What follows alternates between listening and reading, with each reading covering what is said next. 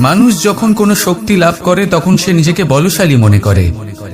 শক্তি লাভ করলেই তার মধ্যে অহংকার চলে আসে, অভিমান চলে আসে।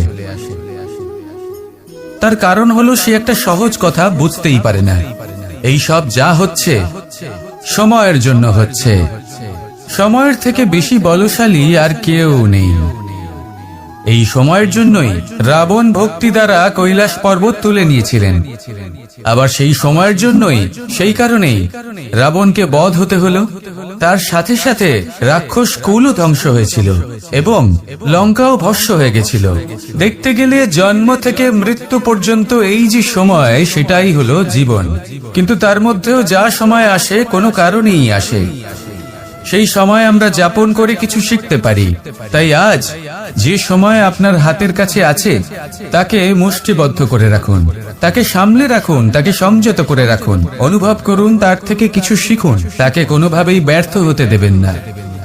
আর এটা জেনে রাখুন যে ভবিষ্যতে যা কিছু হতে পারে, যা কিছু হতে চলেছে, সেটা না আপনি জানেন আর না তা আপনার বশে রয়েছে। সেই জন্য আজ অহংকার বা অভিমান করে নিজের ভবিষ্যতের ক্ষতি করবেন না, সেই অনর্থক ঘটাবেন না। এটাই হলো সময়ের অর্থ। আসুন আমার সাথে ভালোবেসে বলুন, রাধা রাধা। খুব বড় একটা প্রশ্ন করতে চলেছি। এই সংসারের সব থেকে বেশি সুখী কে? এবার কেউ বলবে সেই ব্যক্তি যিনি সব থেকে বেশি ধনী, যার কাছে সব থেকে বেশি ধন আছে, আভূষণ আছে, স্বর্ণ আছে। কেউ বলবেন কোন রাজ্যের রাজা, কারণ তিনি শাসন করতে পারেন, তার আদেশ ছাড়া কোনো কাজ সম্ভব নয়, ইত্যাদি ইত্যাদি। এর উত্তর যদি আমি দিই তাহলে এটুকুই বলবো, সংসারের সব থেকে সুখী ব্যক্তি হলেন তিনি যিনি সন্তুষ্ট। তার কাছে সন্তোষরূপী ধন আছে যা তাকে সুখী রাখে। এবারে এই সন্তুষ্টি সেটা কিভাবে আসে জীবনে? এটা আসে ধৈর্যের কারণে। ধৈর্যের এই অনুভূতি অত্যন্ত শক্তিশালী। এই ধৈর্যই কিন্তু আমাদের ধরিত্রীকে ধরিত্রী মাতা করে তোলে। কারণ ধরিত্রী মাতা ধারণ করেন, সহ্য করেন, ধৈর্য ধরেন এবং নিজের কর্ম করতে থাকেন। সেটা ধৈর্যই ছিল মাতা সীতার মধ্যে, যা রাবণের অন্ত করে দিল।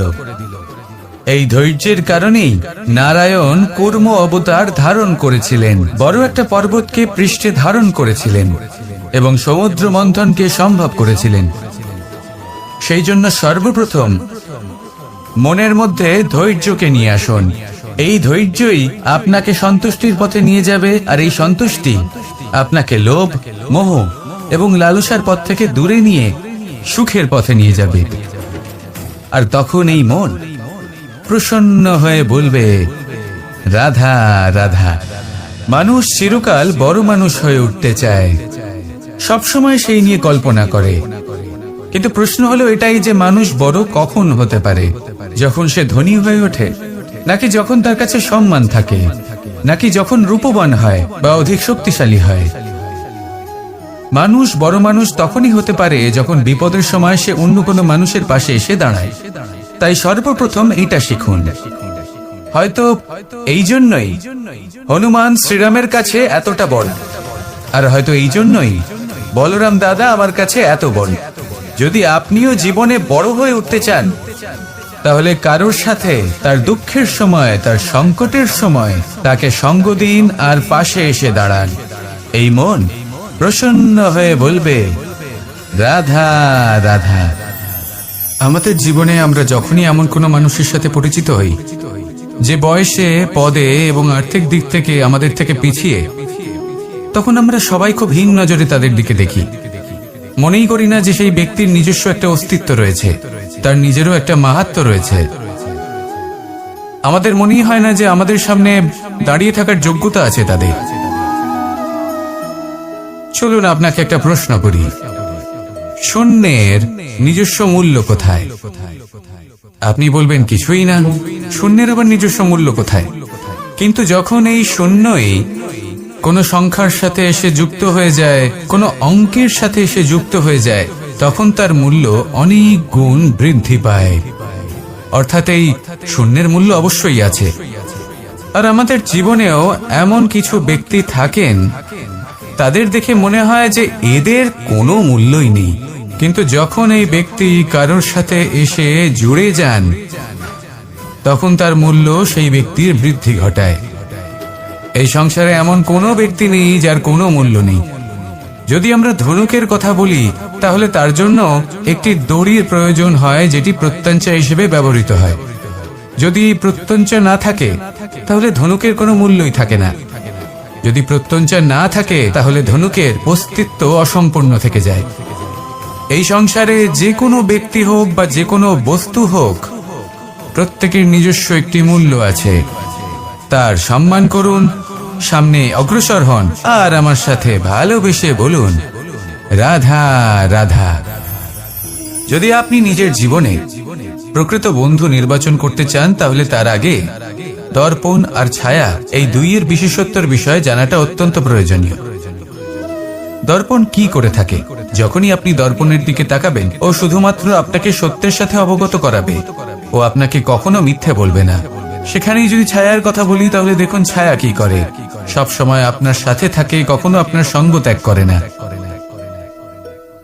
এবার আপনার জীবনে যদি এমন কোনো বন্ধু আসে যে সব সময় আপনাকে সত্য কথা বলবে, আপনার অপগুণের বিষয়ে যদি আপনাকে বলে কিন্তু তাও সে সত্যিই বলবে, তাহলে তার উদ্দেশ্য কিন্তু আপনাকে দুঃখ দেওয়া নয়, সে আপনার অজ্ঞানতা, আপনার ভ্রম দূর করতে চায়।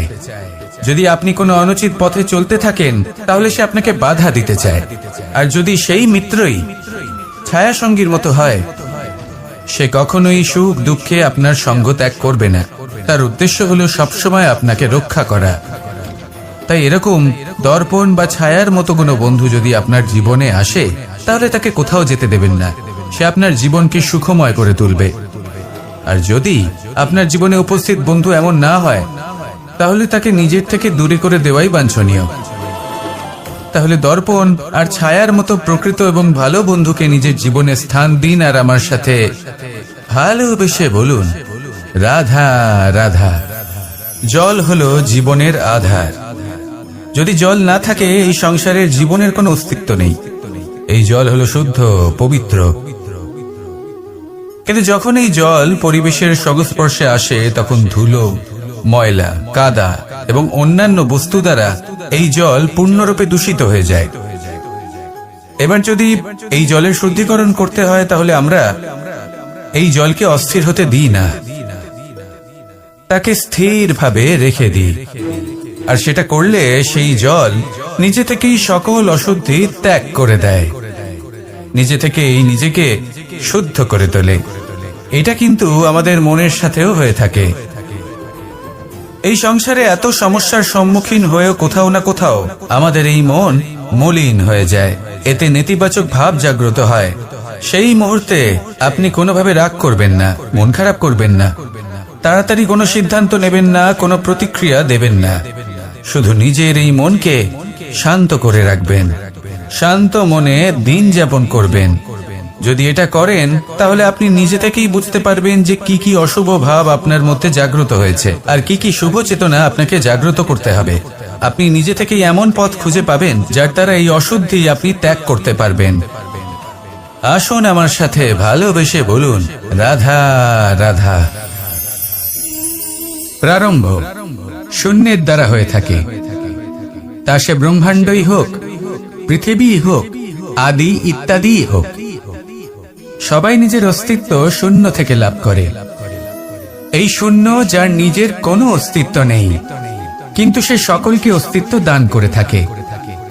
আমাদের এই শূন্যের মতো হতে হবে। যে আমাদের সাথে যুক্ত হবে তাদের অস্তিত্ব অনেক বেশি প্রখর হবে, বিশাল হবে, শ্রেষ্ঠ হবে। কিন্তু যেই আমরা তাদের থেকে দূরে যাব তারা আমাদের উপস্থিতির আভাস পাবে, আমাদের গুরুত্ব বুঝতে পারবে। শূন্যই হলো সূত্রপাত, শূন্যই হলো সমাপ্তি। শূন্যকে কেউ যতই ছোট মনে করুক, কিন্তু এই শূন্য অত্যন্ত গুরুত্বপূর্ণ। তাই এই শূন্যের মতো হয়ে উঠুন আর আমার সাথে ভালোবেসে বলুন রাধা রাধা। এই জীবন আসলে কি? আমরা কারা? আমাদের অস্তিত্ব আসলে কি? পঞ্চতত্ত্ব দ্বারা নির্মিত আমাদের এই শরীর, আর এর মধ্যে পরমাত্মার একটি অংশ আত্মারূপে বসবাস করে।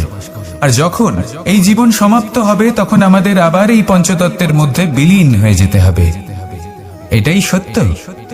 এবার অনেক মানুষ আছেন এমন অনেক চেষ্টা করতে থাকেন এমন কর্ম করার যাতে এই সংসার তাদের চিরস্মরণীয় করে রাখবে। কিন্তু এই জীবন আসলে কি? সেই সময় যখন আমরা নিঃশ্বাস নিই, আমাদের হৃদস্পন্দন হয়, আমরা যে মুহূর্তগুলো যাপন করি, এবার এই মুহূর্তগুলিতে আমরা কি করব সেটা অত্যন্ত গুরুত্বপূর্ণ। আমরা কি অহংকার করব নাকি পরোপকার করব? এই সৃষ্টিকে বেঁধে রাখার চেষ্টা করব নাকি নিজেকে উন্নত করে তোলার চেষ্টা করব? এটাই শিক্ষা যে বল হোক বা কায়া, এর প্রতি আমাদের না অহংকার করা উচিত আর না মোহ। শুধু প্রত্যেকটা মুহূর্ত প্রেমময় হয়ে বাঁচুন আর ভালোবেসে বলুন রাধা রাধা। প্রয়াস, পরিশ্রম, এই শব্দগুলি শুনতে হয়তো ছোট মনে হয়, কিন্তু এর মূল্য অনেকটাই অধিক। এবার প্রয়াসও কিন্তু দুই ধরনের হয়। একটা প্রয়াস তাই যা আমরা নিজের মন থেকে, অন্তর থেকে সমগ্র শক্তি দিয়ে করার চেষ্টা করি। এবারে এই প্রয়াস প্রচেষ্টার নামান্তর। কিছু প্রয়াস এমনও হয় যেমন দ্রুত ক্রীড়া খেলা। মানুষ বলেন আজ একটু প্রয়াস করি, একটু দ্রুত ক্রীড়া খেলেই দেখি, যদি বিজয়ী হই তবে ভালো ব্যাপার, যদি না হই তবে আর কখনো খেলবো না। এটাও কিন্তু প্রয়াস, কিন্তু এই প্রয়াস পরিশ্রম নয়। পাণ্ডবদের দেখুন, ওনারা যখন পরিশ্রম করেছিলেন তখন খাণ্ডবপ্রস্থকেও ইন্দ্রপ্রস্থ বানিয়েছিলেন। দ্রুত ক্রীড়া খেললেন, সেই মুহূর্তেই ইন্দ্রপ্রস্থ হারিয়ে ফেললেন। পরিশ্রম করলেন, সগৌরবের রাজা হলেন। দ্রুত ক্রীড়া খেললেন, তখন এক মুহূর্তে রাজা থেকে নিঃস্ব হয়ে গেলেন। সারমর্ম এটাই যে দ্রুত ক্রীড়া কখনো কখনো আপনার মিত্র হতে পারে, কখনো সে আপনাকে বিজয়ী করতে পারে, কিন্তু প্রয়াস এবং পরিশ্রম যখন একসাথে মিলিত হয় তখন তা সর্বদাই আপনার সাথে থাকে। প্রয়াস করতে থাকুন, পরিশ্রম করতে থাকুন, আর আমার সাথে ভালোবেসে বলুন রাধা রাধা। আমি এইভাবে প্রত্যেকদিন নিজের সাথে কিছুটা সময় অতিবাহিত করি, সুচিন্তা করি, কারণ আমি এটা মনে করি যে আমার প্রতিদ্বন্দ্বী অন্য কেউ নয় বরং আমি নিজেই। আর আমি চেষ্টা করি যে আমি যেন নিজেকে নিজের থেকে বেশি শ্রেষ্ঠ করে তুলতে পারি। তাই প্রতিদিন আমি আকলন করি নিজের কর্মে, যে কাল আমি কি উচিত করেছি, কি অনুচিত করেছি, যে ভুল আমি করেছি তা আজকে কি করে শুধরে নিতে পারি। যে শ্রেষ্ঠ কর্ম আমি কাল করেছি আজও সেই শ্রেষ্ঠ কর্ম আমাকে করতে হবে। শুধু এই প্রক্রিয়াতেই আমি নিজেকে শ্রেষ্ঠ ব্যক্তি, শ্রেষ্ঠ রাজা, একজন শ্রেষ্ঠ পিতা, পুত্র করে তুলি। এইভাবেই আমি একজন শ্রেষ্ঠ মানুষ হয়ে উঠি। আপনিও এই কথা মনে রাখবেন যে আপনার প্রতিস্পর্ধা অন্য কারোর সাথে নয় বরং নিজের সাথে। তাই নিজের কর্মের আকলন করুন, নিজের মধ্যে যে দোষ আছে তা ত্যাগ করুন, নিজেকে শুধরে ফেলুন। এই মন সব সময় সুপ্রসন্ন থাকবে এবং লক্ষ্য প্রাপ্ত করে বলবে রাধা রাধা। কখনো কোনো পাখিকে দেখেছেন? যখন সে প্রথমবার উঠতে চেষ্টা করে সে বাসা থেকে মাটিতে পড়ে যায়, কিন্তু সে হার মানে না, চেষ্টা করতে থাকে, করতেই থাকে, ডানা ঝাপটাতে থাকে, আর তারপর সে উড়তে শেখে। গোল শালগ্রাম শিলাকে দেখুন, পর্বত থেকে খসে পড়ে, ধাক্কা খায়, জলের প্রবাহ দ্বারা ঘর্ষিত হয়, তারপরে তা শালগ্রামে পরিণত হয়। ভেবে দেখুন, যদি কোনো পাখি প্রথমবার উড়তে গিয়ে এটা ভাবে যে না না, যদি আমি পড়ে যাই তবে, আমার যদি আঘাত লাগে তবে, আর যদি ভয়ের কারণে সে শুরুই না করতে পারে, চেষ্টাই না করে, তাহলে কি সে উড়তে শিখবে? কখনোই নয়। এটাই আমাদের শিখতে হবে, প্রারম্ভ করতে হবে। তা অত্যন্ত গুরুত্বপূর্ণ। যখন আমরা কিছু শুরু করি তখন ভয় করে, কিন্তু যদি এটা না করেন জীবনে কখনো সামনে এগোতেই পারবেন না। হতেই পারে প্রারম্ভ করার পরে আপনি পড়ে যাবেন, বারবার নিচে পড়ে যাবেন, কিন্তু যদি নিরন্তর চেষ্টা করতে থাকেন তাহলে একদিন না একদিন আপনি অবশ্যই সফল হবেন। এই শুরু করাটাই সব থেকে বেশি কঠিন। এর দ্বারা ভয়ভীত হবেন না। আসুন আর আমার সাথে ভালোবেসে বলুন, রাধা রাধা। এই সংসারে নির্মাণের বিষয়ে জ্ঞান লাভ করার পূর্বে ধ্বংসের বিজ্ঞান বুঝে নেওয়াও খুব প্রয়োজনীয়। যখনই আমরা ব্যায়াম করি তখন কি হয়? আমাদের পুরনো মাংসপেশি নষ্ট হয়ে যায় এবং সেই মাংসপেশির স্থানে আমরা নতুন মাংসপেশির নির্মাণ করে থাকি। যেমন একটা নতুন ইমারত গড়ে তোলবার পূর্বে পুরাতন ইমারতকে ভঙ্গ করে দিতে হয়, তবেই তো সেই স্থান সজীব হবে, ঠিক কিনা? এবারে জ্ঞান এবং বিজ্ঞান ছাড়াও এমন কিছু আছে যা কিনা অত্যন্ত গুরুত্বপূর্ণ। তা হলো সীমা পার করে যাওয়া। এই যে সীমা, এই যে নিয়ম, তা মানুষের জন্যই বানানো, তাকে নিয়ন্ত্রণ করার জন্য তৈরি করা হয়েছে। এমন অনেক সীমা, এমন অনেক নিয়ম মানুষের জন্য অত্যন্ত মঙ্গলকারী। কিন্তু কিছু এমন সীমা আছে, কিছু এমন নিয়ম আছে যা মানুষের লঙ্ঘন করে যাওয়া অতি আবশ্যক। যতক্ষণ না এই সীমা লঙ্ঘন করছেন, নিজের নতুন অস্তিত্বকে খুঁজেই পাবেন না, সেই স্থানে পৌঁছতেই পারবেন না যেখানে সংসার তাকে চিরস্মরণীয় করে রাখবে। সেই জন্য জীবনে যাই করবেন, সীমা অতিক্রম করে যান। যদি পরিশ্রম করেন তাহলে সীমা অতিক্রম করে পরিশ্রম করুন। যদি লক্ষ্যের দিকে অগ্রসর হন তাহলে সীমা অতিক্রম করে অগ্রসর হন। কোনো সীমারেখা যাতে না থাকে, সেই সর্বোচ্চ স্থান দেখুন এবং অগ্রসর হন। এই সংসারে অগ্রসর হওয়ার জন্য এই সীমারেখা বুঝে নেওয়া এবং তা অতিক্রম করার জ্ঞান লাভ করা প্রয়োজনীয়। আসুন আমার সাথে ভালোবেসে বলুন, রাধা রাধা। জ্যোতিষ একটা বিদ্যা, এ হলো একটা বিজ্ঞান। যে নক্ষত্র দশায় আপনি জন্মগ্রহণ করেছেন, যে স্থানে আপনার জন্ম হয়েছে, এগুলো আপনার জীবনের দিশা স্থির করার ক্ষেত্রে গুরুত্বপূর্ণ ভূমিকা পালন করে। কিন্তু যে রাশিতে আপনি জন্ম নিয়েছেন আর আপনার যা নাম স্থির হয়েছে, সেটা আপনার ভবিষ্যৎ নির্ধারণ করবে তা আবশ্যক নয়। রা দিয়ে রাম এবং রা দিয়ে রাবণ, এই দুজনের রাশি সমান ছিল, কিন্তু একজন নিজের শক্তির দুর্ব্যবহার করলেন।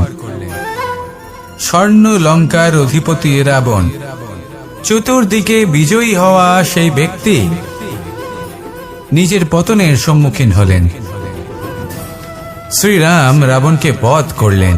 শ্রীরাম, যিনি নিজের কর্ম দ্বারা, নিজের পরিশ্রম দ্বারা ঈশ্বর উপাধি লাভ করেছিলেন, 14 বছরের বনবাস ভোগ করলেন, আর যখন বিপদে পড়লেন তখনও নিজের রাজ্যের সাহায্য নিলেন না। বনের মধ্যে নিজে বানর এবং ভাল্লুকদের নিয়ে একটি সেনাবাহিনী গড়ে তুললেন এবং রাবণকে তার কুকর্মের শাস্তি দিলেন। তাই সর্বদা এটা মনে রাখবেন, আপনার খ্যাতি, আপনার ভবিষ্যৎ আপনার কর্ম নির্ধারণ করে, আপনার রাশি নয়। তাই সবসময় শ্রেষ্ঠ কর্ম করুন আর আমার সাথে ভালোবেসে বলুন, রাধা রাধা। প্রজাপতি দেখেছেন কি সুন্দর হয়, তাই না? এই প্রজাপতি, ওদের দিকে তাকালে নিজের অজান্তেই নিজের মুখে হাসি ফুটে ওঠে। কিন্তু এই প্রজাপতি জন্ম থেকেই এমন দেখতে হয় না। জন্ম থেকে এদের কাছে ডানা থাকে না, এরা উড়তেও পারে না। যখন একটি প্রজাপতি জন্ম নেয় তখন প্রথমে ডিম অবস্থায় থাকে সে। আস্তে আস্তে সেই কবচ সে ভেঙে ফেলে, খুব পরিশ্রম করতে হয় তাকে।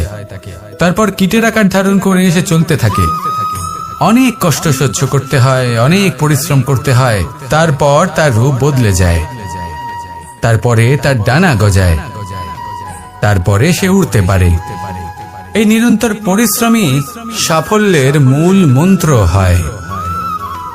কখনো কখনো প্রতিভাও কম পড়ে যায় যদি নিরন্তর পরিশ্রম না করা হয়, যদি সমর্পণের ভাব মনে না থাকে, দৃঢ় নিষ্ঠা না থাকে। আর কখনো কখনো সেই ব্যক্তি যার মধ্যে বিশেষ প্রতিভা থাকে না, সেই ব্যক্তি নিরন্তর পরিশ্রম করে, নিজের মনে সমর্পণের বোধ জাগিয়ে তোলে, দৃঢ় নিষ্ঠার সাথে কর্ম করে আর সাফল্য লাভ করে।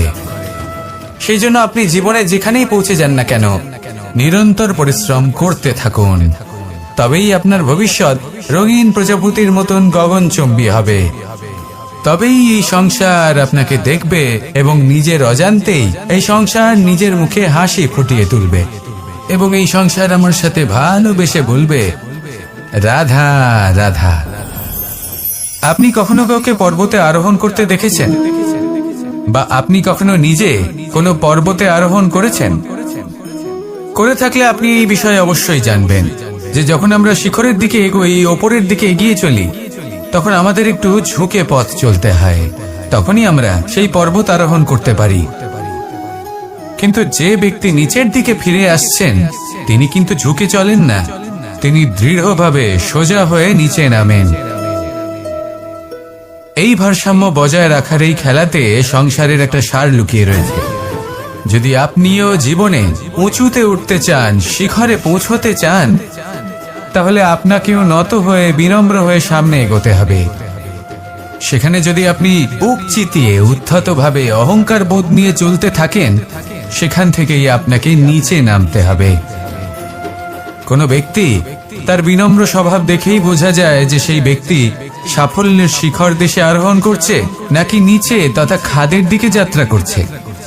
তাই সবসময় বিনম্র থাকুন, শ্রেষ্ঠ কর্ম করুন, পরিশ্রম করুন, আর আমার সাথে ভালোবেসে বলুন, রাধা রাধা। কর্ণ, সূর্যপুত্র কর্ণ, স্বয়ং সূর্যের পুত্র, দেবী কুন্তীর প্রথম পুত্র। সেই কর্ণ যার একটি বাণ আমার রথকে, সেই রথ যার উপর মহাবলী অর্জুন বিরাজমান ছিলেন, যার পতাকায় স্বয়ং হনুমান ছিলেন, সেই রথকে তার একটি বাণ ধসিয়ে দিতে পেরেছিল। দৈব কবচ কুণ্ডলধারী কর্ণ, সেই কর্ণ যুদ্ধক্ষেত্রে নিজের সমাপ্তির সম্মুখীন হলেন। কারণ কি ছিল?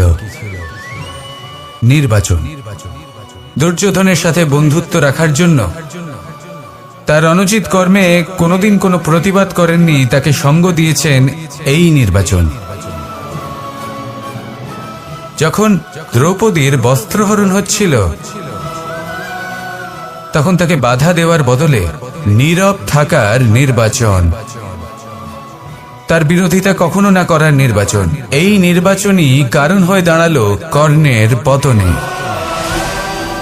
এই সংসারে সবার উপকার আপনি স্বীকার করতে পারেন, তাকে সম্মানও করতে পারেন, কিন্তু তার সামনে এতটাও নত হবেন না যে নিজের অন্তর্মনের কথাটা আপনি শুনতে না পান।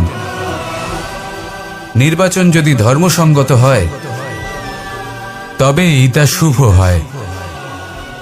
আসুন আমার সাথে ভালোবেসে বলুন, রাধা রাধা। মানুষ ছোট হোক বা বড়, রাজা হোক বা দরিদ্র, সমস্ত মানুষের মধ্যে একটা সামঞ্জস্য থাকে। সমস্ত মানুষের কাছে তার প্রশংসা অত্যন্ত গুরুত্বপূর্ণ।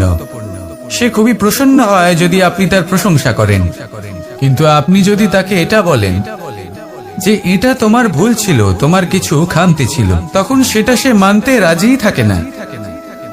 সব মানুষ এটা শুনতে পছন্দ করে যে সে যেটা করেছে সেটাই সর্বোত্তম। এবার আমি আপনাকে একটা কথা বলি, এই হলো নিন্দা, এই হলো প্রশংসা, আর এই হলো সত্য, যা সবার থেকে উচ্চস্থানীয়। সেই জন্য মানুষ আয়না দেখে। আয়না তাকে তার সৌন্দর্য দেখায় না, তাকে দেখায় যা সত্য, যাতে মানুষ আরো সুন্দর হওয়ার চেষ্টা করতে থাকে। তাই আয়না অত্যন্ত গুরুত্বপূর্ণ সত্যকে জানার জন্য। জীবনে নিন্দুকের মাহাত্ম্য প্রশংসকের মাহাত্ম্যের থেকে অনেক বেশি। কেন? কারণ তারা আপনাকে আপনার খামতি দেখায়, আপনার ভুলগুলো বুঝিয়ে দেয়, আপনাকে একটা সুযোগ দেয় নিজেকে শুধরে নিতে, নিজেকে আরো শ্রেষ্ঠ করে তুলতে, যা প্রশংসক করতে পারে না। তাই জীবনে যদি কখনো নিন্দা করা হয়, তাকে ভালোবেসে গ্রহণ করুন, ধন্যাত্মক রূপে গ্রহণ করুন। যদি নিজেকে কোনো শিক্ষা দেওয়া সম্ভব হয়, তাহলে অবশ্যই দিন। দেখবেন মন প্রসন্ন হয়ে বলবে, রাধা রাধা। জীবনে কখনো সাফল্য আসে, আবার কখনো অসফলতা, কখনো আশা পাওয়া যায়, কখনো নিরাশা, কখনো জয় লাভ করি, আবার কখনো পরাজয়। এর পেছনের কারণটা জানা অত্যন্ত প্রয়োজনীয়। যদি আমি পরাজয়ের কথা বলি, যখনই আমরা পরাজয় লাভ করি আমরা ভাবতে থাকি যে এমন কেন হলো। আমাদের শত্রু কি বেশি শক্তিশালী ছিল, নাকি আমাদের নীতিতে কোনো খামতি ছিল? এই সমস্ত কারণের পেছনে খুব বড় একটা কারণ থাকে, আর সেই কারণ আমাদের অন্তরে সুপ্ত থাকে। ধরে নিন একটা পথ, তাতে আপনি চলছেন, সেই পথ কাঁটায় পরিপূর্ণ, কিন্তু আপনি পাদুকা পরে রয়েছেন আর আপনি হেঁটে সামনে এগিয়ে যান।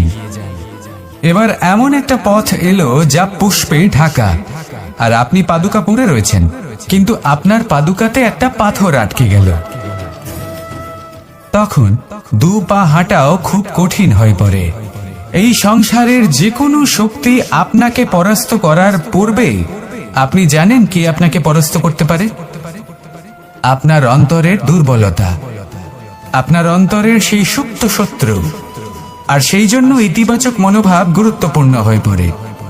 ভালো মানুষদের সাথে থাকুন, সৎসঙ্গে থাকুন, বন্ধুত্ব করুন, ভালোবাসুন। এই ভালোবাসা এত শক্তিশালী এক অস্ত্র যাকে ব্রহ্মাস্ত্র পরাস্ত করতে পারে না। এই সমস্যারূপী পাথর কিছুই নয়। আসুন আমার সাথে ভালোবেসে বলুন, রাধা রাধা। মানুষের দুটো রূপ রয়েছে। এক, আমাদের এই মুখ যা শুধুই চোখে দেখা যায়, আর দ্বিতীয় আমাদের এই মন যা শুধুমাত্র অন্তরাত্মা দ্বারা দেখা যায়। এবার আমাদের এই মুখ তা ঈশ্বর সকলকেই আগে থেকেই প্রদান করেছেন, কিন্তু এই মন কেমন হবে তা আমাদের জীবনের অনুভূতি এবং আমাদের জীবনের লক্ষ্য এগুলি সুনিশ্চিত করে। অর্থাৎ নেত্র দিয়ে দেখা যায় আমাদের এই মুখ, তা শুধুই এই কারণে প্রয়োজন যাতে সংসার আমাদের দেখতে পায়, আমাদের চিনতে পারে। কিন্তু যদি এই সংসারে আপনি প্রকৃত অর্থে মান সম্মান লাভ করতে চান, তাহলে নিজের অন্তরাত্মাকে আপনাকে বিকশিত করতেই হবে।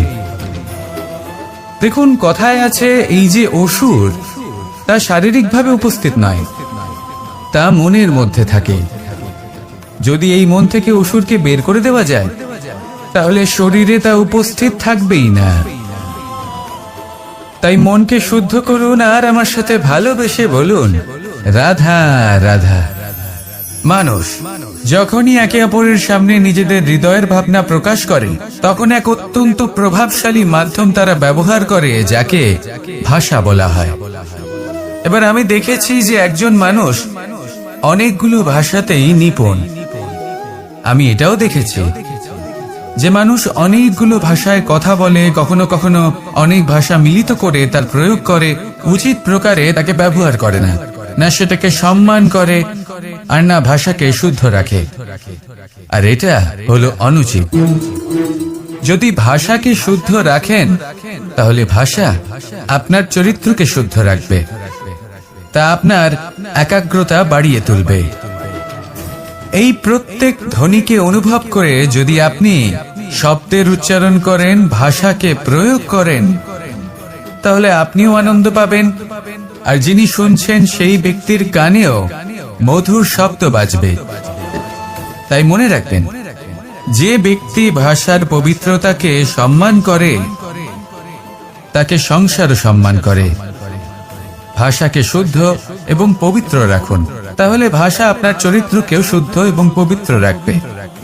আর এই মন সুপ্রসন্ন হয়ে বলবে, রাধা রাধা। এ হলো রামায়ণের সময়কালের কথা। সেতু নির্মাণ করার কাজ চলছিল। সমস্ত বানর সেনা এই কাজে নিযুক্ত হয়েছিলেন। বড় বড় পাথর তুলে নিয়ে এই বানর সেনা সমুদ্রে ফেলছিলেন। এই কাজ চলছিল। এমন সময় ছোট্ট একটা কাঠবিড়ালি এলো। ছোট ছোট মাটির ডেলা হাতে নিয়ে সাগরের কাছে যাচ্ছিল, আর বড় বড় পাথরের পাশে রেখে দিচ্ছিল, যথাসম্ভব সেখানে রেখে আসছিল। সারা দিন ধরে সে এই পরিশ্রম করেই যাচ্ছিল। এবার শ্রীরাম তার এই কাজ দেখতে পেলেন। সেই ছোট্ট কাঠবিড়ালিটিকে নিজের হাতে তুলে নিলেন এবং অত্যন্ত ভালোবেসে তার পিঠে হাত বুলিয়ে দিলেন। কথায় আছে যে কাঠবিড়ালির পিঠে যে দাগ আছে, সেই 3টি দাগ এসেছে শ্রী রামচন্দ্রের 3 আঙুলের থেকে। যে কাজ আপনি করছেন তাতে সমস্ত শক্তি প্রয়োগ করুন, যতটা আপনার সামর্থ্য রয়েছে, যতটা আপনার প্রতিভা রয়েছে, সম্পূর্ণভাবে উৎসর্গ করে দিন। ঠিক এমন ভাবে কর্ম করুন। সেই কাঠবিড়ালি কিন্তু তাই করেছিল, সেই জন্য শ্রীরামের সাথে সেও সেই কাহিনীতে অমর হয়ে গেছিল। সম্পূর্ণ শক্তি প্রয়োগ করুন, সম্পূর্ণ সামর্থ্যের সাথে কর্ম করুন, কারণ এটাই হলো শ্রেষ্ঠ পথ কোনো কর্ম করার। আসুন আমার সাথে ভালোবেসে বলুন, রাধা রাধা। এই সংসারে যখন সাফল্যের পথে আপনি অগ্রসর হবেন, তখন আপনার পরিশ্রম, একাগ্রতা, সাহসের সাথে সাথে সমাজের মানসিকতাও সহ্য করতে হবে। প্রত্যেক ব্যক্তি কিছু না কিছু ভাবেন, কিছু না কিছু বলেন। কিছু মানুষ এমন আছেন যারা ভাববেন যে আপনি কিছুই করতে পারবেন না, তারা আপনার নিন্দা করবেন, আর এই নিন্দার কথা ভেবেই আমরা ভয়ভীত হয়ে পড়ি। সেই কারণে নিজেদের আশা, নিজেদের বিশ্বাস হারিয়ে ফেলি। এবার যদি সেই নিন্দার ভয়ে আমরা লক্ষ্যচ্যুত হই, তাহলে সেটা অনুচিত। সেই জন্য জীবনে শুধু পরিশ্রম করতে থাকুন, সামনে এগোতে থাকুন। যেই দিন আপনি আপনার লক্ষ্য লাভ করবেন, সেই প্রত্যেক ব্যক্তি যারা নিন্দা করছিলেন তাদের দৃষ্টি আপনা থেকেই পাল্টে যাবে, ঠিক কিনা? এই সংসারকে যা প্রাণ চায় তাই বলতে দিন। যদি আপনি কারোর কথা শুনতে চান, তাহলে নিজের অন্তরের কথা শুনুন, সেটাই আপনাকে উচিত পথে নিয়ে যাবে। সামনে অগ্রসর হতে থাকুন, পরিশ্রম করুন। এমন একটা দিন আসবে যেদিন এই নিন্দুক ব্যক্তিরা আপনার লক্ষ্য প্রাপ্তির উদাহরণ সবাইকে দেবে। আসুন আমার সাথে ভালোবেসে বলুন, রাধা রাধা। মানুষ সুখী জীবন যাপনের প্রতি এতটাই অভ্যস্ত হয়ে পড়ে যে একটা ছোট্ট সমস্যা এলেই সে সবার থেকে সাহায্য চাইতে শুরু করে দেয়। সে সাহায্য লাভও করে এবং সেই সংকট থেকে সে বেরিয়েও আসে। কিন্তু এই সাহায্য কিছু মুহূর্তের, আর কিছু মুহূর্তের হলো এই দুঃখ। এই দুই মুহূর্তের সাহায্যের জন্য আজীবন আপনি তার কাছে ঋণী হয়ে থাকেন। আর মানবিকতার খাতিরে আপনার মনে কৃতজ্ঞতা জেগে ওঠে, আর সেই কৃতজ্ঞতা বোধ হলো যে আপনি কখনো সেই ব্যক্তিকে ছাপিয়ে যেতেই পারবেন না। সেই জন্য জীবনে সবসময় চেষ্টা করবেন নিজেকে প্রস্তুত রাখতে, সেই সব সমস্যার জন্য, সেই সব বাধার জন্য যেগুলো আপনার জীবনে আসতে পারে। ততক্ষণ সাহায্য চাইবেন না যতক্ষণ না অন্য কোনো পথ না থাকছে। সাহায্য চাওয়া অনুচিত নয়, কিন্তু সাহায্য চাইলে এবং সাহায্য পেলে আপনি আজীবন কৃতজ্ঞ এবং ঋণী হয়ে থাকবেন। আর তারপর একদিন আপনি পরিবর্তন দেখতে পাবেন যে কিভাবে আপনি ছোট ছোট সমস্যার জন্য সাহায্য না চেয়ে বড় বড় সমস্যার সম্মুখীন হতে প্রস্তুত হয়ে গেছেন। এটাই হলো সংসারের নীতি। এটাই পালন করুন আর আমার সাথে ভালোবেসে বলুন, রাধা রাধা। এমন অনেক মানুষ আছেন যারা আমাকে ভগবানের পরিভাষা জানতে চান, যে ভগবান আসলে কি, তিনি কেমন।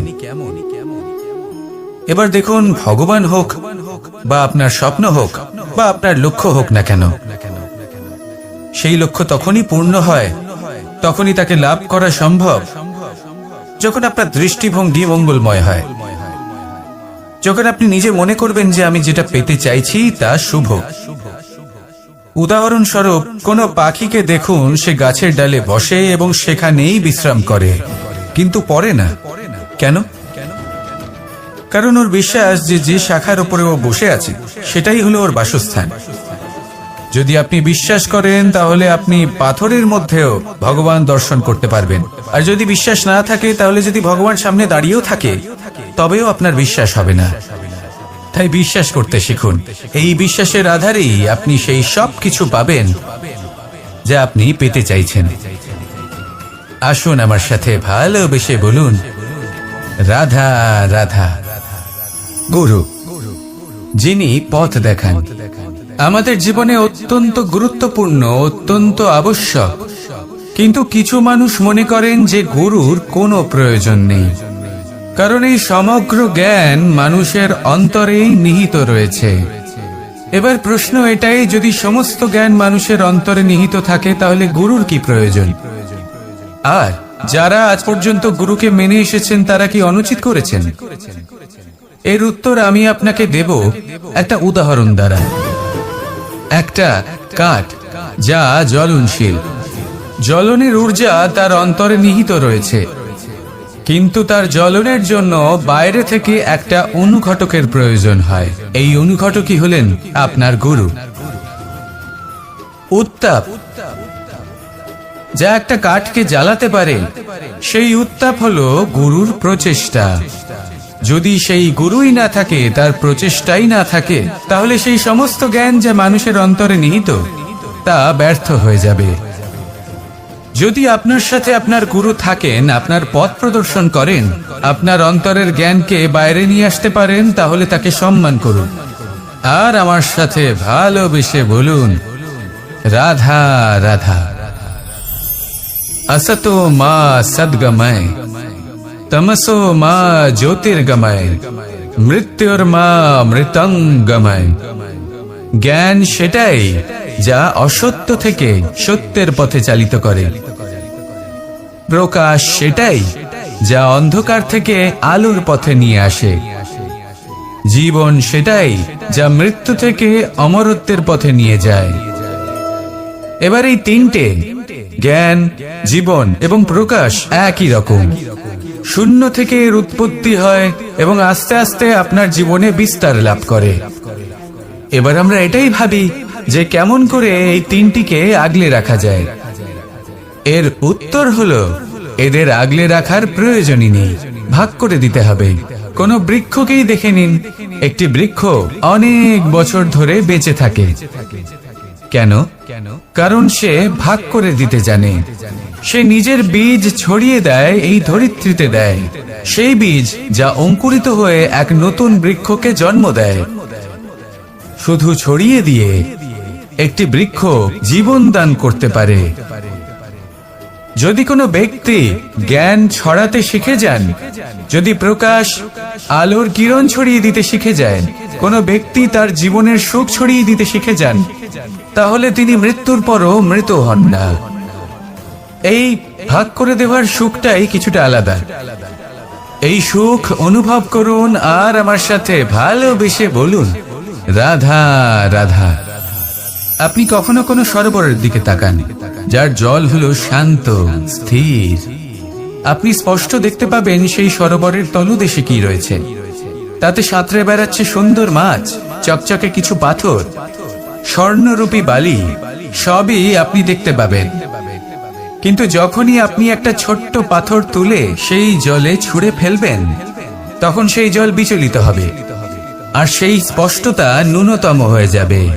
তারপর কিছুই স্পষ্টভাবে দেখা যাবে না। এই ঘটনা মানুষের সাথেও ঘটে। মানুষ যদি বিচলিত হয়ে পড়ে, তখন সে বুঝতে পারে না যে বর্তমানে কি হয়ে চলেছে আর ভবিষ্যতে কি করা উচিত।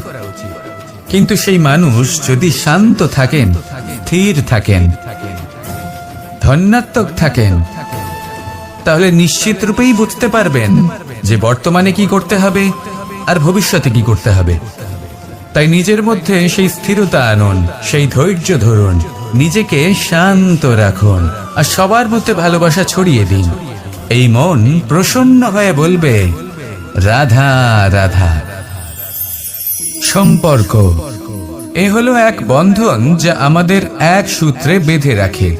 কিন্তু এমন কিছু ব্যক্তি থাকেন যারা এই সম্পর্কের বিষয়ে নিজস্ব একটা ধারণা করে ফেলেন যে সম্পর্ক এরকম হওয়া উচিত, সম্পর্ক সেরকম হওয়া উচিত।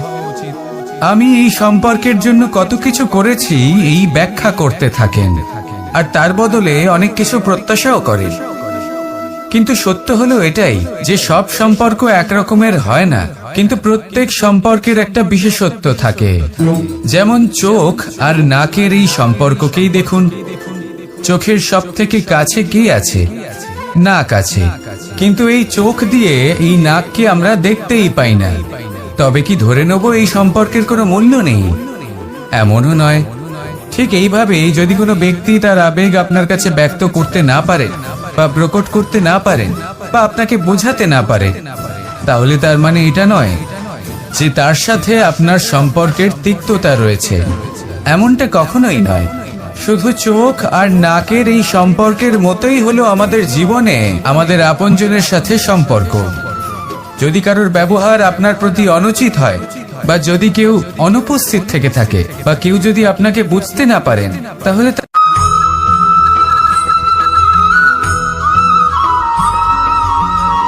এ হলো ছোট একটা শব্দ, কিন্তু এর প্রভাব অত্যন্ত বৃহৎ হয়ে থাকে। আর সব থেকে বড় সমস্যা হলো মানুষ আজ অব্দি বুঝতেই পারেনি যে এই অহংকারের বাস্তব রূপ কিরকম। কেউ একে গর্বের নাম দেন, কেউ একে আত্মসম্মানের নাম দিয়ে থাকেন, এবং কোথাও একটা এমন সময় চলে আসে যখন সময় এই অহংকারকে ভেঙে খান খান করে দেয়। আর তখন না গর্ব আপনাকে বাঁচাতে পারে, না আপনার আত্মসম্মান। এখন যদি আপনাকে উদাহরণ দিই, তাহলে যেখানে আপনি বসে আছেন সেই ঘরেই ওপরে তাকান, সেই ছাদের দিকে। যদি এই ছাদ অহংকার করতে থাকে যে দেখো, আমি তো সব থেকে উঁচু জায়গায় আছি, আমার চেয়ে ওপরে আর কেউ নেই, আমি এই ঘরে থাকা সমস্ত ব্যক্তিকে ছায়া প্রদান করি, যদি এই অহংকার এসে যায়, তাহলে কি গর্ব হোক, আত্মসম্মান হোক, এর দ্বারা আপনার কোনোভাবেই কোনো লাভ হবে না। তাহলে এই অহংকারকে ত্যাগ করুন আর আমার সাথে ভালোবেসে বলুন, রাধা রাধা। কখনো কোনো বৃক্ষকে দেখেছেন? এই ধরিত্রী থেকে ততটুকুই জল নেয় যতটুকু তার প্রয়োজন। কোন প্রাণীকে দেখুন, এই প্রকৃতি থেকে ততটুকুই খাবার গ্রহণ করবে যতটুকু তার খিদে রয়েছে। খিদে মিটে গেলে আর খাবে না। এবার মনুষ্যকে দেখুন, সে নিজের জীবনে যা কিছু পেয়েছে, বস্তু, ধন, খাবার, শক্তি, প্রয়োজনের থেকে অনেক বেশি লাভ করার চেষ্টা করে থাকে। প্রয়োজনের থেকে বেশি যদি পেয়েও যায়, তাহলেও তার কম মনে হয়। এবার এরকম ঠিক কেন হয়? এর পেছনের কারণ কি? কারণ হলো লোভ। লোভের আগুন কিছু এমন হয়, যদি মানুষের মনে একবার প্রজ্বলিত হয়, তাহলে শুধু বাড়তেই থাকে। ততক্ষণ বাড়বে যতক্ষণ না আপনি নিজে তাকে বাধা দিচ্ছেন। তবে এই লোভের আগুন নিয়ন্ত্রণ করা সম্ভব। পরিমিতিবোধ,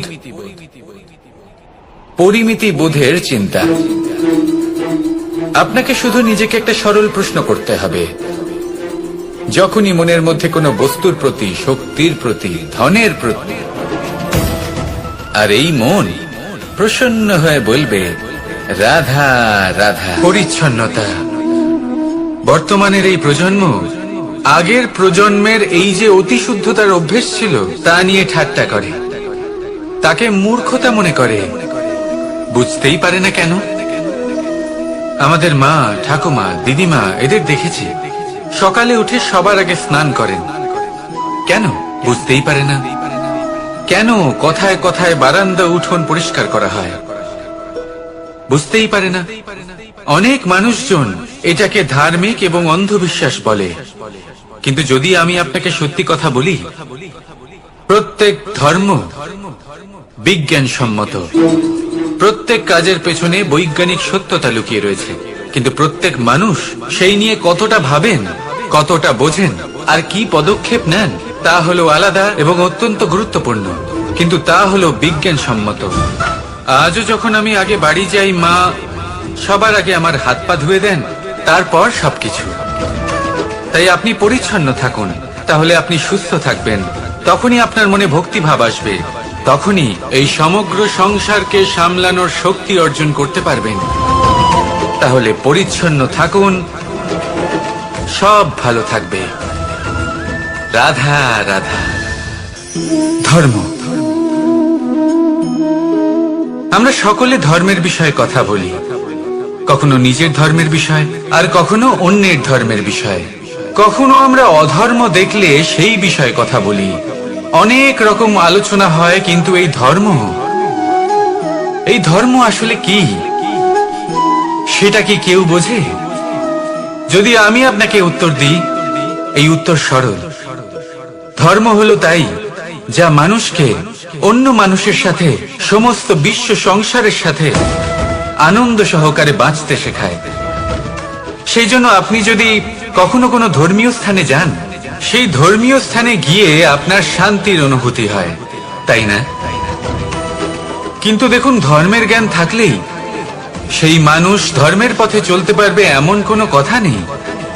অনেক সময় সম্পর্কে যখন সংঘর্ষ বেড়ে যায়, তখন ইচ্ছের জন্ম হয়, ক্রোধের জন্ম হয়, অহংকারের জন্ম হয়, আর তারপর বিনাশ হয়ে যায় এই ধর্মের। সেই জন্য দ্বিতীয় সবথেকে গুরুত্বপূর্ণ গুণ যা আমার সারথীর মধ্যে থাকা উচিত, তা হলো ধর্মবীর হওয়া। এবার দেখতে হবে সেটা এই যে কে হবে সেই ব্যক্তি যিনি এই স্বয়ম্বরে নিজের ধর্মে অটল থাকবেন। কারণ সেই ব্যক্তি এই সংসার থেকে সরে এসে ধর্মের পুনঃস্থাপনের এই মহাকার্যে আমার সারথি হতে পারবেন। তাহলে আসুন আমার সাথে ভালোবেসে বলুন, রাধা রাধা।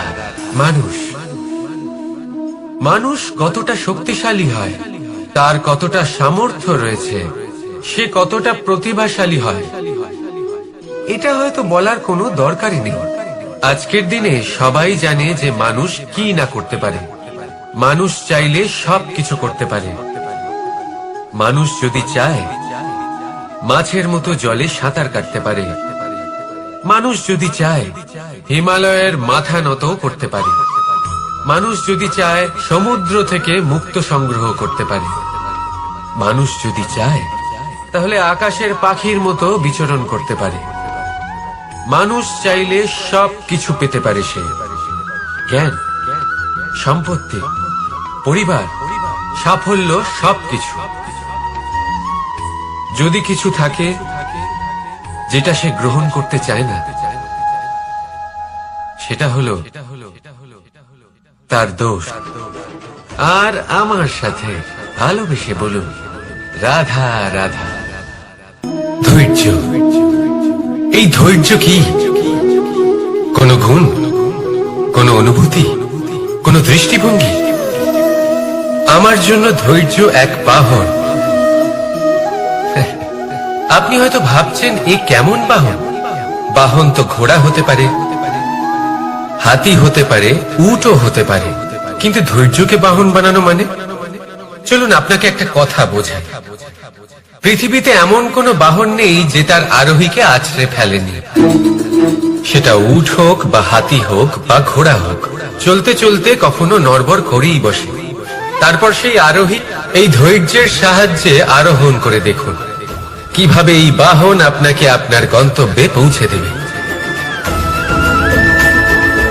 রাধা রাধা। ভগবান প্রত্যেক কঠিন পরিস্থিতিতে এই নামই আছে যা আমাদের উপায় দিয়ে থাকে। ব্যক্তি যান, ভগবানের পুজো করেন, আরাধনা করেন, ব্রত পালন করেন, মন্দিরে যান, পুজো পাঠ করেন, ভগবানকে জাগিয়ে তোলেন, আর তারপর শুরু হয় সমস্ত প্রশ্ন। হে ভগবান, আমার সাথে এরকম কেন হচ্ছে? কেন আমারই জীবনে এত দুঃখ আছে? আমি কিভাবে এর সম্মুখীন হব? আমাকে কেন এত কষ্ট ভোগ করতে হচ্ছে? হে ভগবান, আমি কি করব? আমাকে সাহায্য করুন, কোনো রাস্তা দেখান। আপনার মধ্যেই তো আছে। রাধা রাধা। বিপদ আপদ আপনাকে সন্ত্রস্ত করে রাখতে পারে, কিন্তু এই বিপদ প্রত্যেকের জীবনে কোনো না কোনো কারণে থাকে। এটা আপনাকে দেখায় যে আপনার মধ্যে কি খামতি রয়েছে, কেন রয়েছে। এই বিপদ হলো সেই মাধ্যম যার দ্বারা আপনি নিজের দুর্বলতাকে নিজের শক্তিতে পরিবর্তন করতে পারেন। একটা ফুলের দিকে তাকান। একটা ফুল তার বুকে যখন একটা সূচ বিধে এপার ওপার হয়ে যায়, শুধু তখনই আমাদের প্রভুর জন্য ফুলের মালা তৈরি করা যায়। সেই জন্য কখনোই বিপদকে ভয় পাবেন না, তার থেকে দূরে পালাবেন না, একে স্বাগত জানান। বোঝার চেষ্টা করুন এই বিপদ কেন আছে। যদি বিপদকে বুঝতে পারেন তবেই জীবনকে বুঝতে পারবেন। যদি জীবনকে বুঝতে পারেন তবে এই বিপদকে সম্পদে পরিণত করতে পারবেন। আসুন আর আমার সাথে ভালোবেসে বলুন, রাধা রাধা। পরিকল্পনা। অত্যন্ত গুরুত্বপূর্ণ এটা আমাদের জীবনে, অত্যন্ত আবশ্যক এটা আমাদের জীবনে। কিন্তু এই পরিকল্পনা ঠিক কতটা হওয়া উচিত, অর্থাৎ এই পরিকল্পনার সম্পর্কে কতটা চিন্তা করা উচিত, কতটা ভবিষ্যতের বিষয়ে চিন্তা করা উচিত। এবার দূরদর্শিতা অত্যন্ত বিশিষ্ট গুণ মানব জীবনে, কিন্তু দূরদর্শিতায় এতটাও মগ্ন হওয়া উচিত নয় যে কাছের জিনিসগুলোই নজরে না পড়ে। আজকের কথা বাদ দিয়ে শুধুই ভবিষ্যৎ নিয়ে চিন্তা করা অনুচিত। এবার দেখুন, পরিকল্পনা করুন, কিন্তু তার থেকে বেশি উপভোগ করুন। এই মুহূর্ত সম্পর্কে অবগত নয়, কিন্তু ভবিষ্যতের কথা আমরা চিন্তা করতে থাকি। রাধা রাধা। মানুষ ছোট হোক বা বড়, রাজা হোক বা দরিদ্র, সমস্ত মানুষের মধ্যে একটা সামঞ্জস্য থাকে। সমস্ত মানুষের কাছে তার প্রশংসা অত্যন্ত গুরুত্বপূর্ণ। সে খুবই প্রসন্ন হয় যদি আপনি তার প্রশংসা করেন, কিন্তু আপনি যদি তাকে এটা বলেন যে এটা তোমার ভুল ছিল, তোমার কিছু খামতি ছিল, তখন সেটা সে মানতে রাজিই থাকে না। সব মানুষ এটা শুনতে পছন্দ করে যে সে যেটা করেছে সেটাই সর্বোত্তম। এবার আমি আপনাকে একটা কথা বলি, এ হলো নিন্দা, এ হলো প্রশংসা, আর এই হলো সত্য, যা সবার থেকে উচ্চ তুলতে, যা প্রশংসক করতে পারে না। তাই জীবনে যদি কখনো নিন্দা করা হয়, তাকে ভালোবেসে গ্রহণ করুন, ধন্যাত্মক রূপে গ্রহণ করুন। যদি নিজেকে কোনো শিক্ষা দেওয়া সম্ভব হয় তাহলে অবশ্যই দিন। দেখবেন মন প্রসন্ন হয়ে বলবে রাধা রাধা। আকাঙ্ক্ষা কখন লোভে পরিণত হয়ে যায় তা কেউ বলতে পারে না। এবার তার পরিণাম কি হতে পারে তাও আমরা কেউ জানি না। আজ আমি আপনাকে বলছি, কোনো ব্যক্তি সব থেকে বেশি ক্ষতির সম্মুখীন তখনই হয় যখন সে এটা মনে করে যে সে সব থেকে বেশি সুরক্ষিত স্থানে রয়েছে। সে ভাবে যে সে সেখানে সুরক্ষিত রয়েছে। সে তখন অসাবধান হয়ে পড়ে, আর তখনই তাকে জীবনের সব থেকে বড় ক্ষতির সম্মুখীন হতে হয়। নিঃস্ব হয়ে যাওয়ার পরিস্থিতি কোনো মানুষের জীবনে তখনই আসে যখন তার কাছে প্রচুর সম্পত্তি থাকে এবং সে তার থেকেও অনেক বেশি সম্পত্তি অর্জন করতে চায়। সেই অনেক বেশি সম্পত্তি অর্জন করার চেষ্টায় সে এমন কিছু করে বসে যার ফলে তাকে সমস্ত সম্পত্তি হারাতে হতে পারে। একজন রচনাকার নিজেই নিজের প্রতিভা একদম শেষ করে দিতে পারে যখন সে অনেকগুলো কাজ নিজের কাঁধে নিয়ে নেয়। একটা গুরুত্বপূর্ণ কথা সবসময় মনে রাখবেন, আজ আপনি যেখানেই থাকুন না কেন, যেমনই যে কোনো স্থানেই থাকুন না কেন, এর পেছনে আপনার আকাঙ্ক্ষার একটা বিশাল ভূমিকা রয়েছে। কিন্তু মনে রাখবেন, আপনাকে শিখতে হবে যে কখন আর কিভাবে নিজের উচ্চাকাঙ্ক্ষাগুলিকে লাগাম পরাতে হবে, কারণ এটা অত্যন্ত আবশ্যক। তাই আসুন আর আমার সাথে ভালোবেসে বলুন রাধা রাধা। মানুষ কতটা বিচিত্র হতে পারে, সব সময় স্বপ্ন দেখতে থাকে যে কাল আমি এটা করব, কাল আমি ওটা শুরু করব, কাল আমি ওটা সম্পন্ন করব। এই যে কাল শব্দটা, এই কাল অত্যন্ত বিচিত্র এক শব্দ। আমরা সব সময় এটাকে আসতে দেখতে পাই, কিন্তু এটা আসাতে বর্তমানে পরিণত হয়। আবার আজ নতুন কাল দেখতে পাই, তার জন্য অপেক্ষা করি, যখন সেটা সামনে আসে বর্তমানে পরিণত হয়। এই কাল সব সময় একটা মিথ্যে সান্ত্বনা দেয় যে সে আসছে, কিন্তু সে কখনোই আসে না। যেটা আপনার হাতে রয়েছে তা হলো আজ, বর্তমান। তাই যা করার আছে, যা সম্পন্ন করতে চান, যা শুরু করতে চান, আজ করুন, বর্তমানে করুন। কারণ আজ আপনি যা করবেন সেটাই আপনার ভবিষ্যৎ নির্ধারিত করবে। ভবিষ্যতের বিষয় ভাবতে থাকলে ভবিষ্যৎ সুন্দর হবে না। আজ কর্ম করতে হবে। তাই আজ বর্তমানে জীবনযাপন করুন, কর্ম করুন, আর আমার সাথে ভালোবেসে বলুন রাধা রাধা। সৌন্দর্য। মানুষ নিজের সৌন্দর্যের বিষয়ে কতটা ভাবে, চায় যে সে সব থেকে বেশি রূপবান হবে, সব থেকে বেশি সুন্দর হবে। কিন্তু সৌন্দর্যের পরিভাষা কি তা কি সে জানে? কোনো মাকে জিজ্ঞেস করুন, ওনার জন্য সৌন্দর্যের পরিভাষা ওনার সন্তান। কোনো ভক্তকে জিজ্ঞেস করুন, ওনার জন্য সৌন্দর্যের পরিভাষা ওনার ভগবান। শ্রীরামকে জিজ্ঞেস করুন, ওনার জন্য সৌন্দর্যের পরিভাষা হলো হনুমান। ভাঙা হানু, ফুলে যাওয়া মুখ, দেখতে গেলে উনি বানর, লম্বা লেজ, এত নিরীহ যে ওনাকে অমূল্য মালা দিলে সেটা ছিঁড়ে তার ভেতরে শ্রীরামকে খুঁজছিলেন। কিন্তু ওনার ভাবনা কত সুন্দর।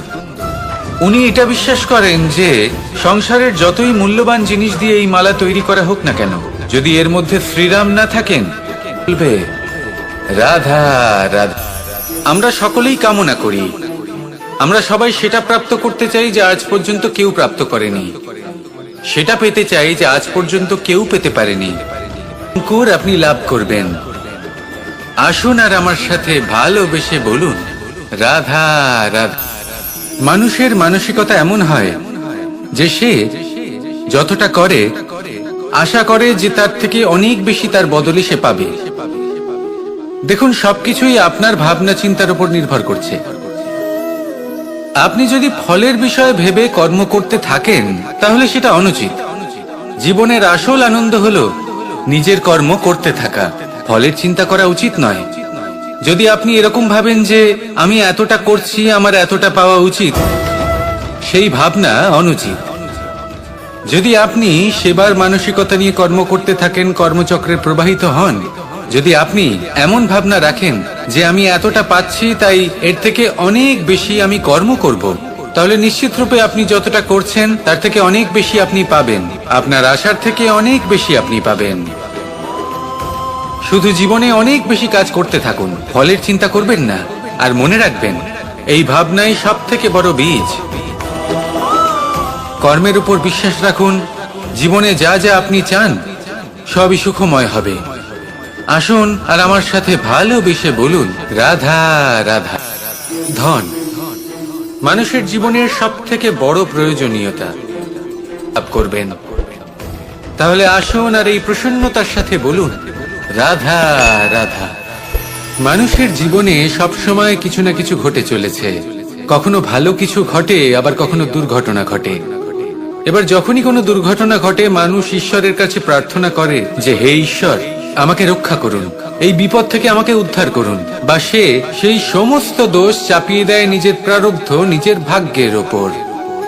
কিন্তু যদি আপনি গভীরভাবে ভাবেন, তাহলে প্রত্যেক দুর্ঘটনা, বাধা এবং বিপদ আপনার জীবনে শুধু একটাই উদ্দেশ্য নিয়ে আসে, আপনাকে আরো যোগ্য করে তোলার জন্য।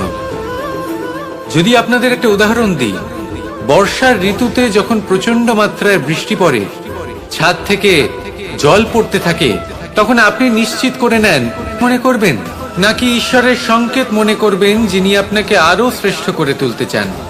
সিদ্ধান্ত আপনারই। আসুন আর আমার সাথে ভালোবেসে বলুন রাধা রাধা। সংসারে দুই ধরনের পথ হয়, উচিত পথ আর অনুচিত পথ। একটা শুভর দিকে নিয়ে যায় আর একটা অশুভর দিকে নিয়ে যায়। অনেক সময় অজ্ঞানতাবশত জীবনে আমরা সেই পথ নির্বাচন করে নিই যা আসলে অনুচিত। তারপর নিজেকে আশ্বস্ত করে ফেলি যে এই পথেই চলতে হবে, এখান থেকে ফেরার পথ নেই। কিন্তু যদি সত্যি বলি, তাহলে এটা শুধুই আপনার ভ্রম। আপনার মধ্যে শুধুমাত্র একটু দৃঢ়তার অভাব আছে, তা জাগ্রত করুন আর বাড়িয়ে তুলুন। আপনি দেখবেন এই সংসারে এমন কোনো পথ নেই যেখান থেকে ফিরে আসা সম্ভব নয়। এমন কোনো মানসিকতা নেই যা বদলানো সম্ভব নয়। যদি আজ এই মুহূর্তে আপনার মনে হয়ে থাকে যে আপনি কোনো অনুচিত পথে আছেন আর আপনি কোনো শুভ পথে যেতে চান, তাহলে ওখান থেকে ঘুরুন আর ফিরে আসুন, আবার সেই মোড়ে ফিরে আসুন আর সেই পথ নির্বাচন করুন যা আপনার জন্য শুভ। একটু সময় অবশ্যই লাগবে, কিন্তু নিশ্চিত রূপে আপনার উদ্দেশ্য এবং আপনার গন্তব্য এই দুই অনেক শ্রেষ্ঠ হয়ে উঠবে। তাহলে আসুন আর আমার সাথে ভালোবেসে বলুন রাধা রাধা। কোনো গাছের গায়ে লেগে থাকা ফলকে দেখুন, সে কতটা সুখী অনুভব করে, কতটা সুরক্ষিত অনুভব করে। তার যে খাবারের প্রয়োজন পড়ে তা সে গাছের শিকড় থেকে পেয়ে যায়। গাছের শাখা, ডাল তাকে সাহায্য করে থাকে, পাতা তাকে আশ্রয় দেয়, ওকে ছায়া প্রদান করে। কিন্তু সেই ফল যদি ওখানেই থাকে তাহলে কি হবে? উচিত হবে না। ওই ফলকে ছেড়ে পড়ে যেতে হবে, মাটিতে পড়তে হবে, সেটা ফেটে যেতে হবে, নিজের বীজকে মাটির নিচের অন্ধকারে পৌঁছে দিতে হবে। তারপর সে রূপ পাল্টাবে আর এক অঙ্কুরে রূপান্তরিত হবে। অঙ্কুর যা বৃক্ষে রূপান্তরিত হবে, বৃক্ষ যা অনেক ফলকে জন্ম দেবে। সেইভাবেই আপনি জীবনে যদি মহান কিছু করতে চান, শ্রেষ্ঠ কোনো কাজ করতে চান, তাহলে আপনাকে সুরক্ষা ক্ষেত্র থেকে বেরিয়ে আসতেই হবে আর কর্ম করতে হবে। দেখুন, সোনাকেও কুন্দন হবার জন্য তপ্ত হতে হয়, আপনাকেও মহান হবার জন্য কর্ম তো করতেই হবে। তাই কর্ম করুন, মহান হয়ে উঠুন, আর আমার সাথে ভালোবেসে বলুন, রাধা রাধা। কখনো কোনো চাতক পাখিকে দেখেছেন? কথায় আছে যে বছরে মাত্র একবার সে তার তৃষ্ণা মিটিয়ে থাকে, আর তাও আকাশে ভেসে থাকা মেঘের দ্বারা ঘটানো বৃষ্টির জলের ফোঁটা থেকে। আর কোথাও থেকে সে তার তৃষ্ণা পূরণ করে না। সারা বছর সে নিদারুণ গরম সহ্য করে, তীব্র শীতও সহ্য করে, শুধু এই আশা নিয়ে যে বছরে একবার অন্তত সেই মেঘের ঘন ঘটা হবে, বৃষ্টি হবে, আর সে তার তৃষ্ণা নিবারণ করবে। এটা আসলে কি? এটা আসলে বিশ্বাস। সেই বিশ্বাস যে বছরে একবার সেই মেঘ আসবে তৃষ্ণা নিবারণ করতে।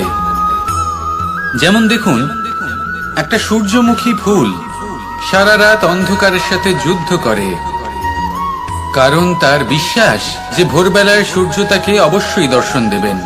সেটাও বিশ্বাস ছিল যার উপর ভরসা করে মনু একটা নৌকা নিয়ে বেরিয়ে পড়েছিলেন এবং সমস্ত সৃষ্টিকে প্রলয়ের হাত থেকে বাঁচিয়েছিলেন।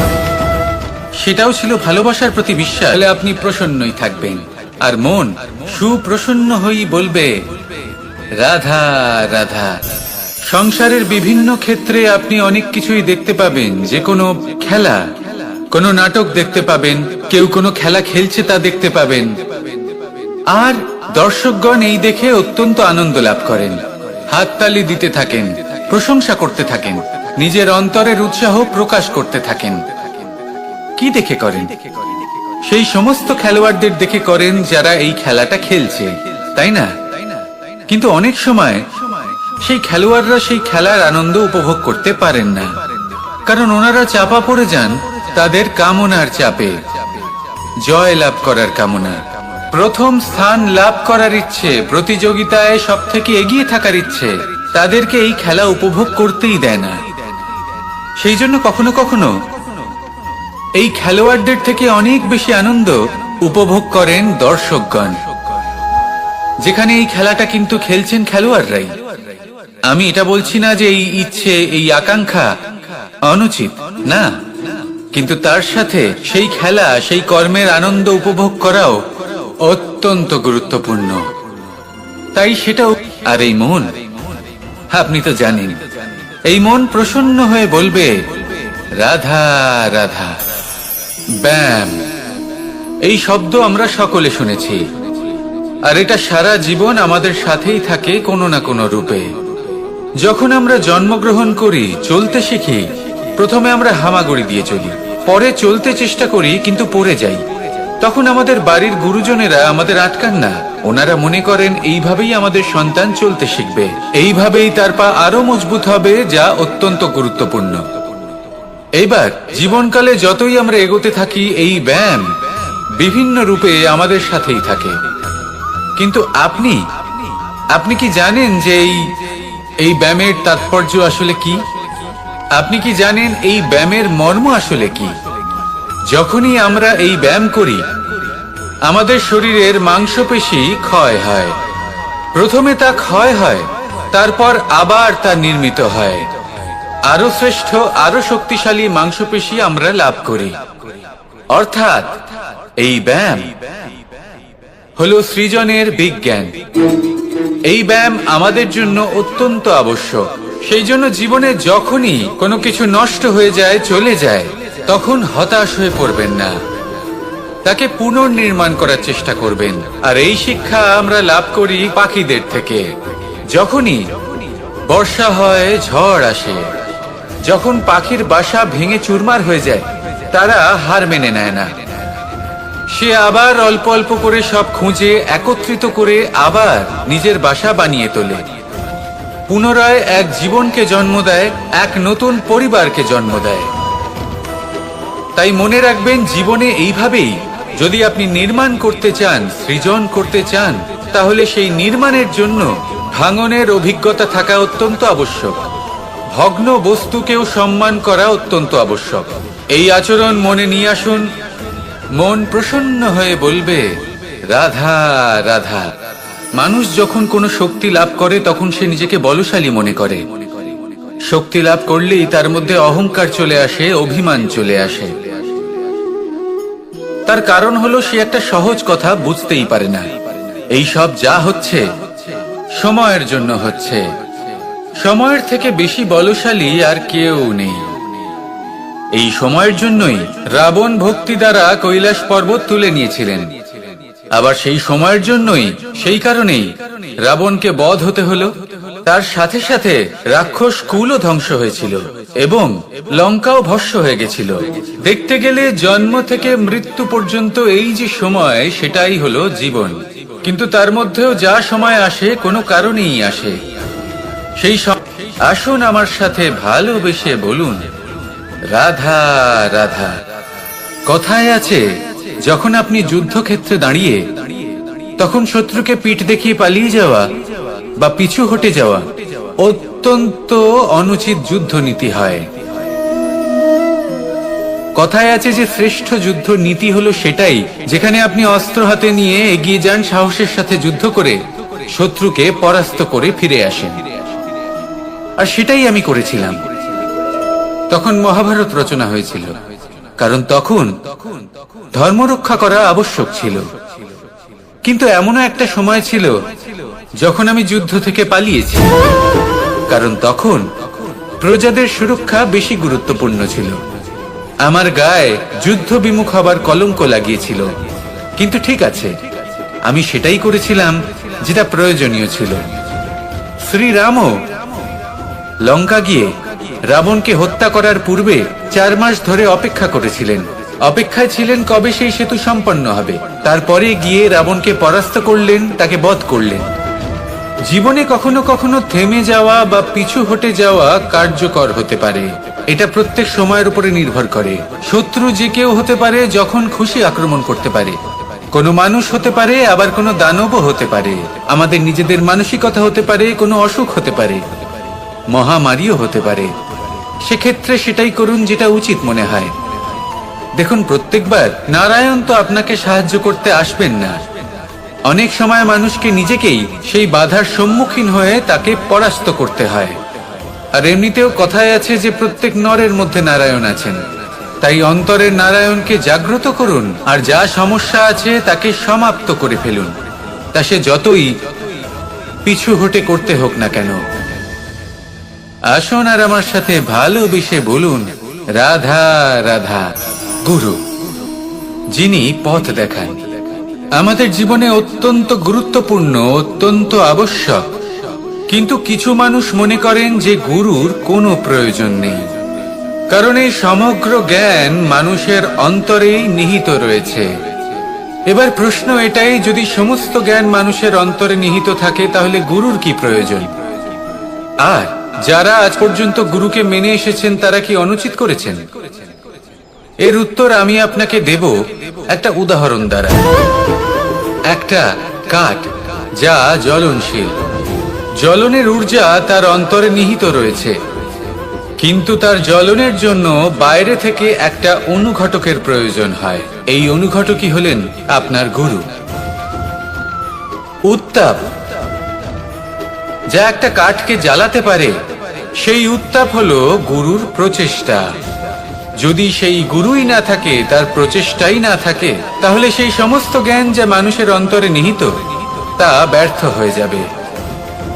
যদি আপনার সাথে আপনার গুরু থাকেন, আপনার পথ প্রদর্শন করেন, আপনার অন্তরের জ্ঞানকে বাইরে নিয়ে আসতে পারেন, তাহলে তাকে সম্মান করুন। আর আমার সাথে ভালোবেসে বলুন, রাধা রাধা। মানুষ সত্যের সাথে অবগত হবার জন্য ব্যাকুল হয়ে থাকে, চিরকাল চেষ্টা করতে থাকে। জন্ম থেকেই তার মনে এই ইচ্ছে জাগ্রত হয় সত্যিটা কি সেটা জানতে।